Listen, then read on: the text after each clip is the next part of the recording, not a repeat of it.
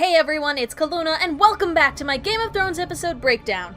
Well, we've finally reached the 9th episode, and in the world of Game of Thrones, you know something big is gonna happen. It's time for the ultimate showdown between Ramsay and Jon. Let's dig into Episode 9, Battle of the Bastards.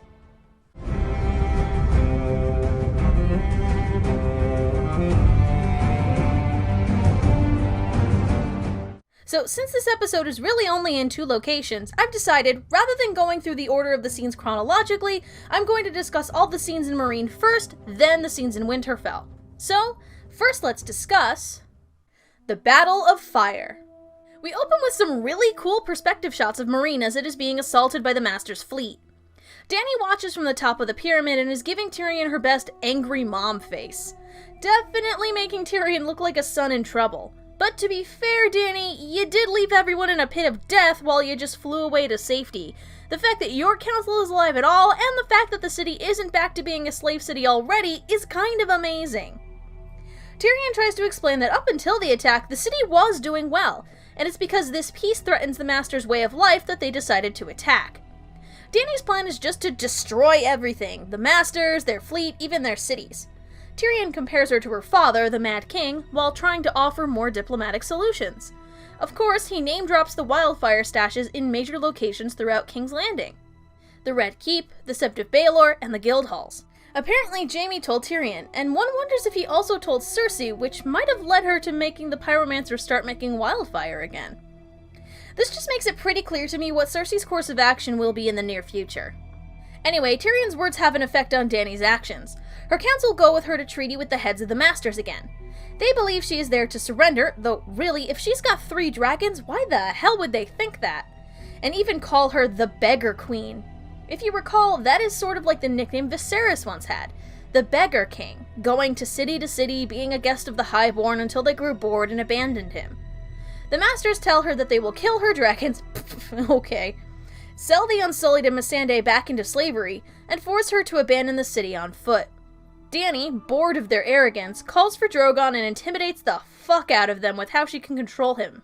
She climbs up on Drogon and rides down to the fleet, while Viserion and Rhaegal break out of the pyramid and join her attack.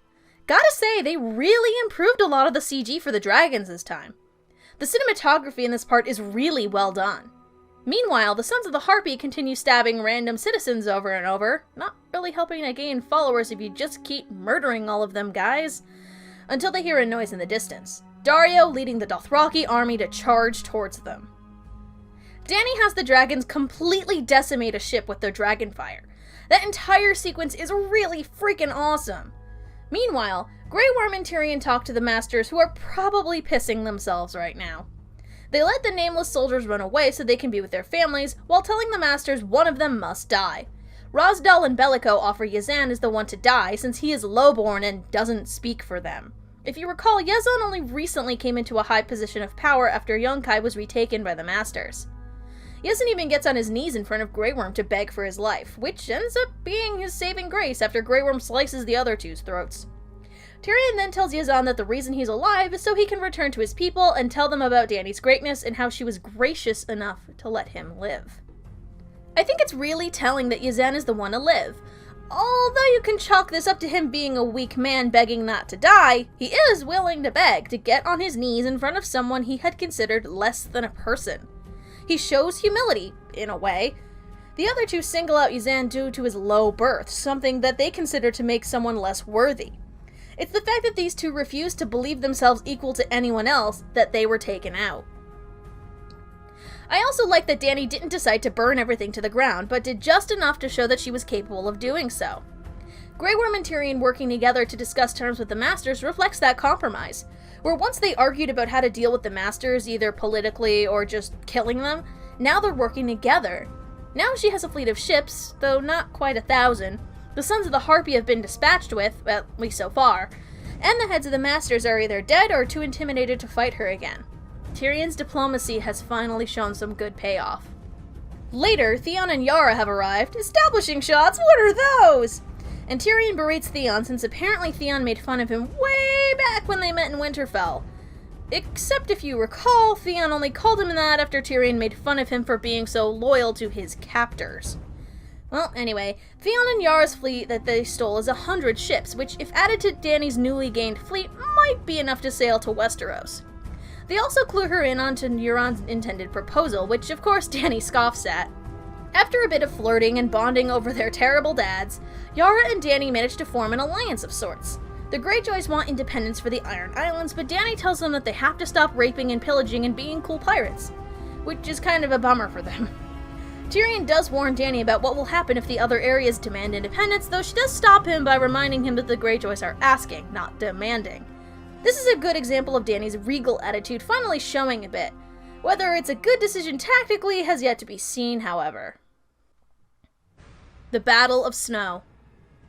At a battlefield outside Winterfell, Ramsay and Jon have a meeting to discuss terms before the battle. Ramsay tells them to surrender Sansa and their army, and he will pardon the lords who allied with Jon, which leads to Lyanna Stark's amazing bitch face. I love her so much. Of course, they refuse, and Jon tries to have Ramsay fight him one-on-one to avoid the bloodshed.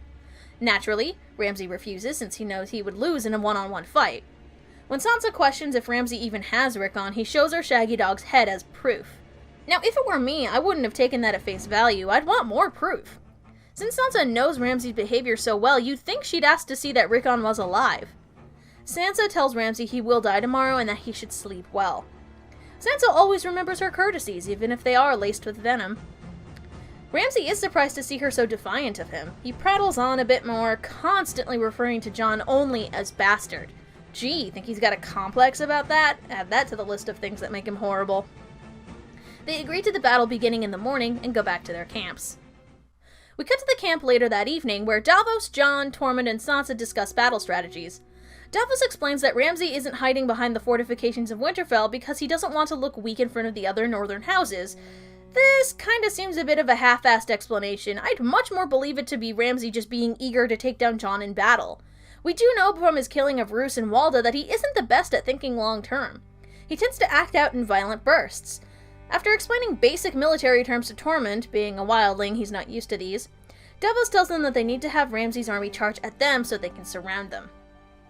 After the others leave, Sansa confronts Jon, complaining that he never consulted her for advice about Ramsay despite her being his prisoner. She tells him Ramsay won't fall for traps and that Jon needs to make sure he doesn't play into Ramsay's own traps. Sansa admits she doesn't know what to do specifically since she doesn't have military experience. She also says that they aren't getting Rickon back. He is the biggest threat to Ramsay's position as Warden of the North, and there's no way he's going to let them have him back. They argue, with Sansa upset that Jon went to battle with so few men. She doesn't tell him about the Vale army, probably because there's not a guarantee they're going to arrive in time. Which makes her decision to not inform Jon about the army all those times before even more baffling. I'll have a bit more to say about this towards the end. Tormund and Davos have a cool bro bonding moment where Tormund's not understanding metaphors kind of reminds me of Jax from Guardians of the Galaxy a bit. There's also a bit where Davos says their belief in kings was a mistake, with Tormund retorting that Jon Snow isn't a king but he believes in him. But if Jon is actually the son of Rhaegar, then technically he's got king's blood, so joke's on them. Jon goes to visit Melisandre. Where the hell have you been all this time? And he asks her not to revive him again if he dies. She tells him that it isn't up to her or him, but the Lord of Light, who works his magic through her. Jon is questioning his purpose. For what reason was he resurrected? Melisandre admits that she doesn't have all the answers. Davos ends up finding the remains of the pyre where Shireen had been sacrificed. He finds a burnt but still intact stag figure he had carved for her, which is how he's able to put two and two together. We get this really stunning shot of him looking out with the sunrise behind him. Damn, that looks really good. Again, cinematography in this episode was top-notch. Finally, it's time for the battle to begin. And holy crap, was this sequence insane! First, Ramsay releases Rickon to lure Jon out to the center of the battlefield, but kills Rickon with an arrow shot so impossibly impressive that Hawkeye would call shenanigans. Jon then runs straight ahead, his anger at Rickon's death putting him in a blind rage. And thus begins one of the most impressively shot and choreographed battle scenes I've ever watched. Definitely the best one of the series. We see the chaos of the battlefield as Jon narrowly dodges arrows, swords, and horses, with one long take showing Jon's luck in avoiding being killed. Ramsay constantly orders his men to loose waves of arrows, which takes out his men just as much as Jon's. The bodies begin piling up and becoming obstructions on the field, with the men climbing on top of them as they keep fighting. You can tell the showrunners really did their research with medieval warfare on this one. Eventually, the remainder of Jon's army gets surrounded by the Bolton army, and in the panic, Jon is being crushed and pushed down beneath the growing pile of bodies. He then bursts out of the pile in a shot reminiscent of Dany at the end of Season 3. It's like another rebirth for Jon. From the graveyard, he emerges alive. Just when all hope is lost, the Vale army shows up to take down the Bolton army. Gee, does this dramatic entrance remind anyone else of the Two Towers? I half expected an Enya song to play in the background during this part. Baelish and Sansa are coordinating the army, and we see the smirk on Sansa's face, probably because she's thinking of the stupid look on Ramsay's face right now. The Bolton forces are decimated, and Ramsay retreats back to Winterfell. Okay, so the Vale army showing up to save the day frustrates me a little. Sansa had access to this army very early on. Baelish tells her they even captured Moat Cailin. If that's true, how the heck did Ramsay never hear about that? Or not receive any word about a huge army heading this way? You'd think he'd be on the lookout for those kinds of things. I feel like the writers just thought about cool moments, like the Vale army showing up like the Riders of Rohan, or Sansa being correct about Ramsay's battle strategies. It's just really contrived for her not to accept the army when Baelish is at her mercy, or when it seems like they will need men after all, never mentioning it to Jon. There's being guarded, and then there's just stupid writing. We know Sansa's experiences with Ramsay have made her a much more cold and calculating person, as well as her time with Baelish. This episode highlights how Sansa's really abandoned a lot of her Starkness in order to survive. She believes Rickon can't be saved. Emotionally, that's terrible, but she ends up being correct about it. The Stark way is honorable, never letting the possibility of death stopping you, and that mentality is what cost Ned, Robb, Catelyn, Jon, and Rickon their lives. Sansa has been the most separated from her wolf heritage. She knows how this mentality can lead to death. When she tried to break away from Baelish and stick by her family, it ended up not working out the way she wanted it. This part of her character development I actually don't mind. It's interesting to see how she's learning from the mistakes of her family to try and survive in this world. It's just unfortunate that a lot of what led to this was terribly executed. Anyway, 1-1 the Giant knocks down the door to Winterfell. He is really good at that. But isn't looking so good with all those arrows and spears in him. Then, in a surprisingly stupid move, Ramsay shoots 1-1 through the eye, killing him, rather than taking down Jon, who's right next to him. Wait, that's really stupid. Ramsay doesn't have honor. If given the opportunity, he would kill Jon. But here, he chooses not to do that. Ramsay offers Jon's suggestion of one-on-one combat, and Jon picks up a shield, Mormonts for the win, to block the arrows and knock down Ramsay. He proceeds to beat the crap out of him, until he sees Sansa. The Stark banners are up again, and no lie, I cheered at that part. Melisandre looks pleased with herself and the outcome she predicted, while Davos looks at her with disgust. Oh boy, that confrontation's gonna be ugly. Jon tells them to bury Rickon in the crypt next to Ned. Wait, not even gonna try to bring him back or anything? Really?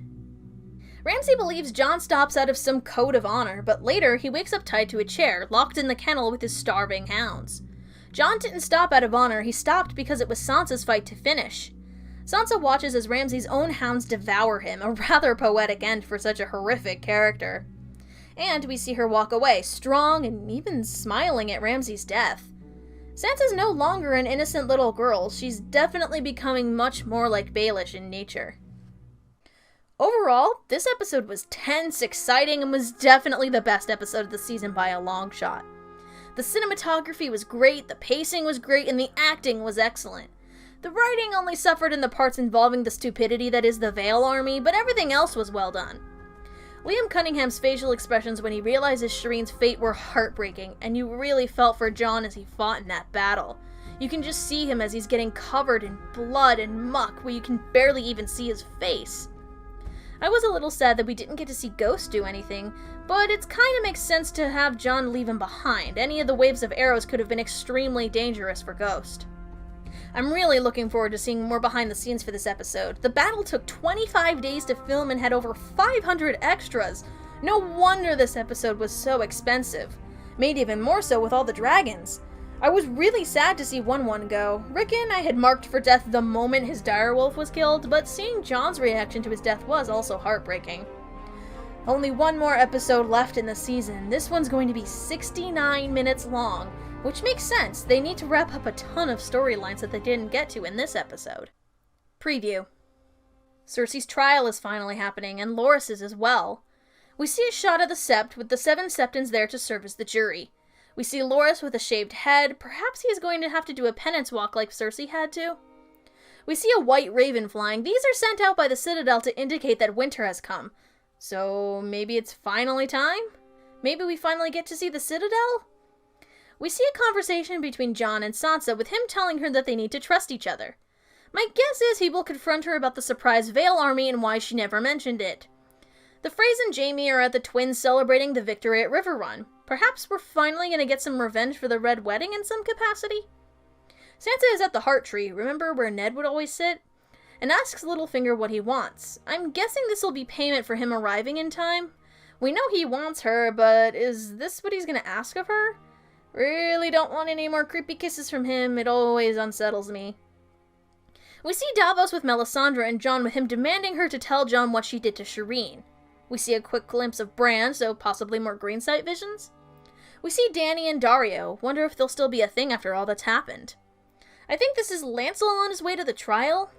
Finally, we see Tyrion telling Dany the great game is terrifying, and she looks like she's thinking hard about something.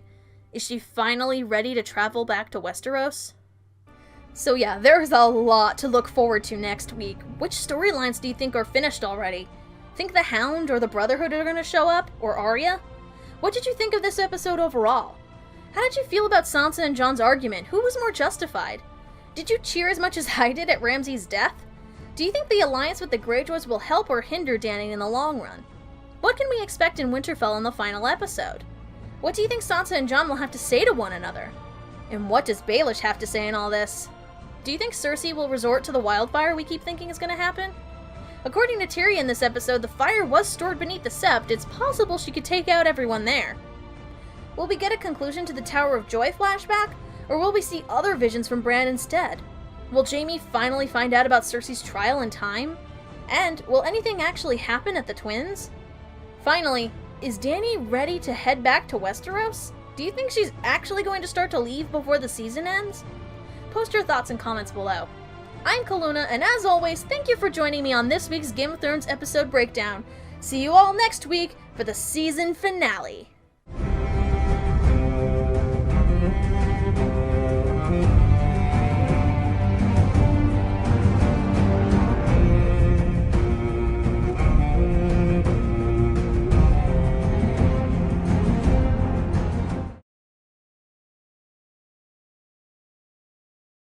Geek Vision.